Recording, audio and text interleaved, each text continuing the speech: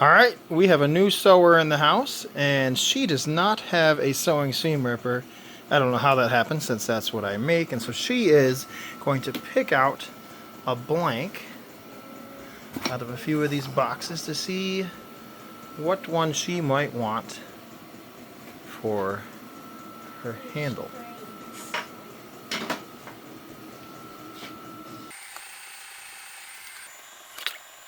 Yeah, is that the one you want? Or are you going to keep looking?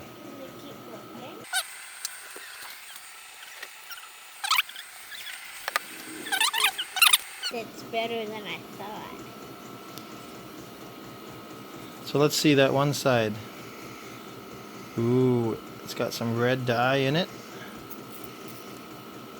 Is that the one you might be thinking, or are you still looking? I'm thinking about this one, but I still want to look just in case. Alright. Yeah, that's pretty, isn't it? Yeah, it looks so 3D with the bumps. Let me see that. Let me show that one off. It's pretty. And look at this. What you got? That's like a... Oh, that one's called Inferno. Alright.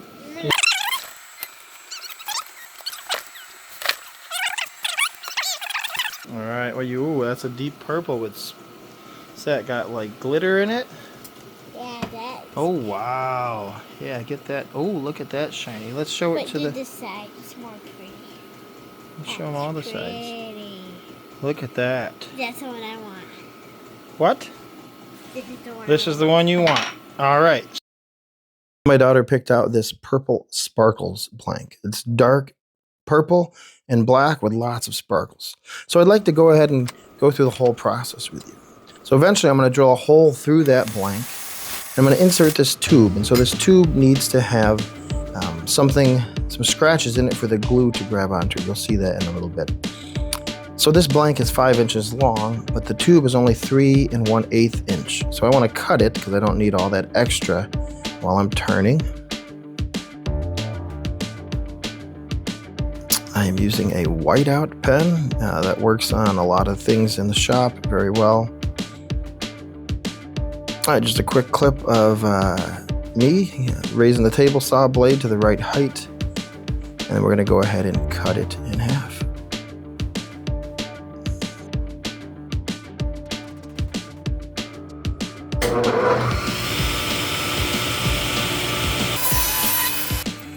Now that the blank is to the right size, I need to drill a hole all the way through it, or actually almost all the way through it. If you go all the way through it, it'll blow out and have some cracks and stuff at the end, often with this acrylic. So I cut the blank to about 3 1/2 inches, and you'll see that in a little bit. My drill bit's not the sharpest, but it's cutting pretty well. I've got a nice straight cut into the blank as it's spinning, and we're not having any wobble. And this takes a little bit. I go slowly. I don't want to heat up the blank. That can be a bad thing. All right, the blank is drilled a little bit farther than I need it, which is perfect. That tube will go just underneath the top. So now we'll take that blank and get any junk out of it that's sitting in there from drilling. And now we're going to go ahead and glue in the tube. So I like to put a little glue in first to make sure it's going to be on the end, using a thick cyanacrylate glue known as CA glue. Push that in there, wipe it off. And look at that sparkle. Look at that sparkle. All right, so now I need to make it so that the hole goes all the way through. I didn't drill all the way through. You can see I slowly creep up on it till, there you go. The hole is all the way through. Now we need to clean the hole out and flush the ends to be perpendicular with the tube. So I use a barrel trimmer on that, and I do that on the lathe. Now the tube is also cleaned out. All right, so now we're going to go ahead and start the fun part, the turning and the shaping of the blank. I've got a live center in the left side, which is the tailstock, and a dead center in the headstock on the right. So the one on the right spins with the motor. The one on the left, as you're looking at it, spins freely but it holds the blank in there pretty well. So I'm using a roughing gouge to get the blank round. We're going to have a little fun with this. Once you get it round, you can get some long shavings. This is a fun clip in slow motion. Just look at those shavings just run off of the blank. Now the problem with acrylics is you can tell if those curly shavings get caught on the blank, then they start spinning round and round, and turning plastic is a mess. Let's face it, it's even messier than turning wood because of the static electricity, but it's still a lot of fun.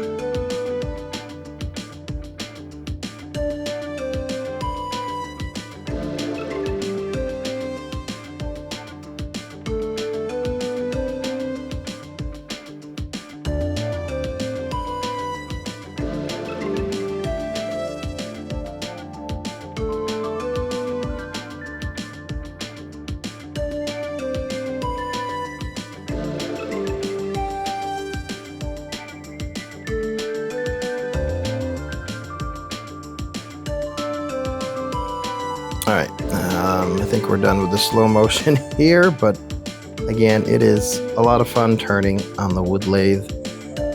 And just look at the shavings.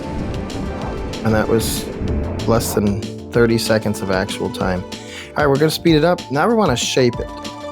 Now my seam rippers, I've got a pretty unique shape that I consistently do for the most part. I want there to be a difference between one side and the other, because we're going to have a stiletto insert in one side and a seam ripper in the other. You can put one in either one, but it's a quick way for the sewer. When you're grabbing, you might say, oh, I know my seam ripper's in the larger end, so you'll just go ahead and grab it and you know where it is. Makes it a little easier and less confusing. And so we've got the shape pretty good at this point, just feeling it in my hand. This is for my daughter, so I don't want it to be super huge. She's only 10. All right, we've got it shaped where we want it.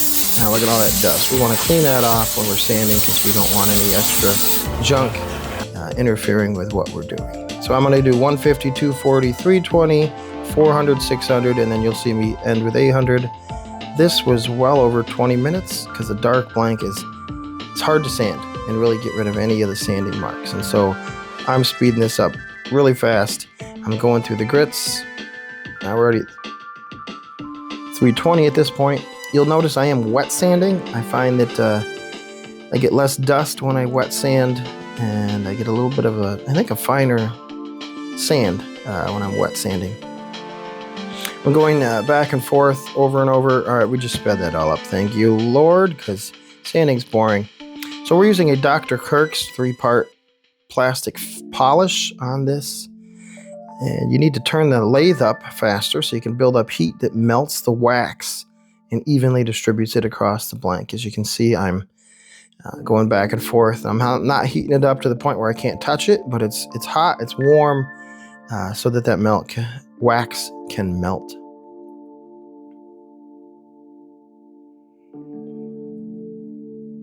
I spend maybe a minute or so on each of these 3 steps. So this is number 2, and it does not take a whole lot, a little bit more than that. There we go.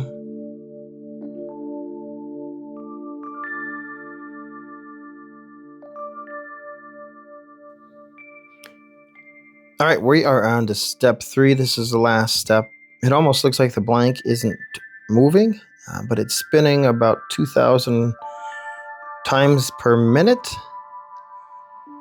And we are building up some heat. It is still spinning. Man, it does not look like it's spinning. We got the perfect speed on that. But that is spinning really fast, and we're going back and forth, getting it hot. And this is the 3rd step, that last step of wax that we're putting on. And as you can tell, it is really starting to have a shimmer, a shine, and that glitter just pops. I just think my daughter's going to really like this. All right, so now I'm actually going to go ahead and show the assembly. I don't know if I've done this before on camera. These seam rippers I get have these clips that go inside. They got to be put in just right. If not, they'll break. I've done that before, so I've learned some tricks.